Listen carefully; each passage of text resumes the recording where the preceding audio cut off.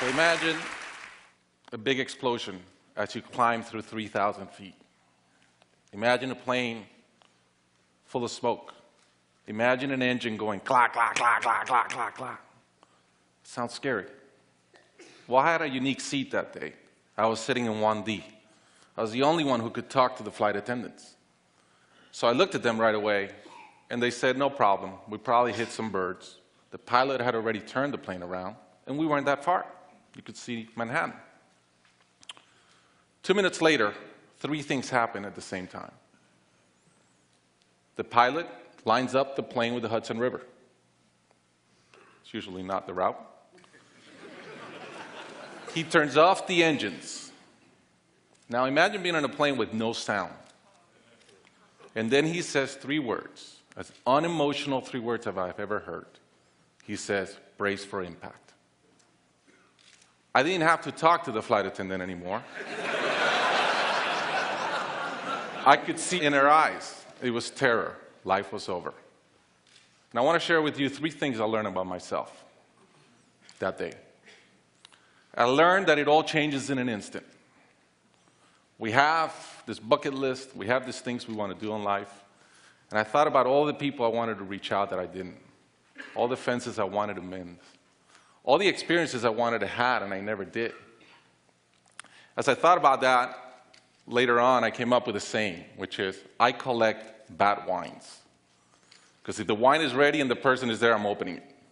I no longer want to postpone anything in life. And that urgency, that purpose has really changed my life.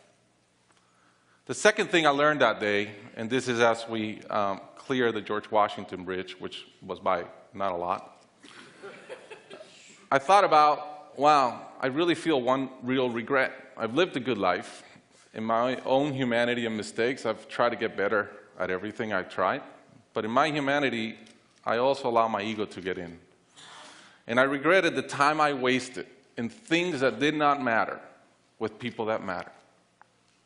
And I thought about my relationship with my wife, with my friends, with people. And after, as I reflected on that, I decided to eliminate negative energy from my life. It's not perfect. It's a lot better. I've not had a fight with my wife in 2 years. It feels great. I'm no longer trying to be right. I choose to be happy. The third thing I learned, and this is as your mental clock starts going 15, 14, 13, you can see the water coming. I'm saying, please blow up. Right? I don't want this thing to break in 20 pieces like you've seen in those documentaries. And as we're coming down, I had a sense of, wow, dying is not scary.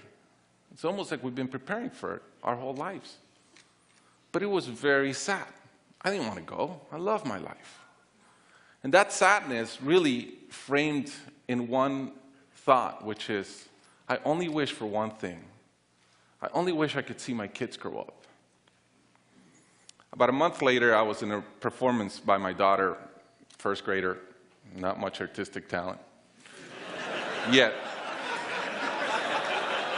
And I'm bawling, I'm crying like a little kid. And it made all the sense in the world to me. I realized at that point, by connecting those 2 dots, that the only thing that matters in my life is being a great dad. Above all, the only goal I have in life is to be a good dad. I was given the gift of a miracle of not dying that day. I was given another gift, which was to be able to see into the future and come back and live differently. I challenge you guys that are flying today. Imagine the same thing happens on your plane, and please don't. But imagine, and how would you change? What would you get done that you're waiting to get done because you think you'll be here forever? How would you change your relationships and the negative energy in them? And more than anything, are you being the best parent you can? Thank you.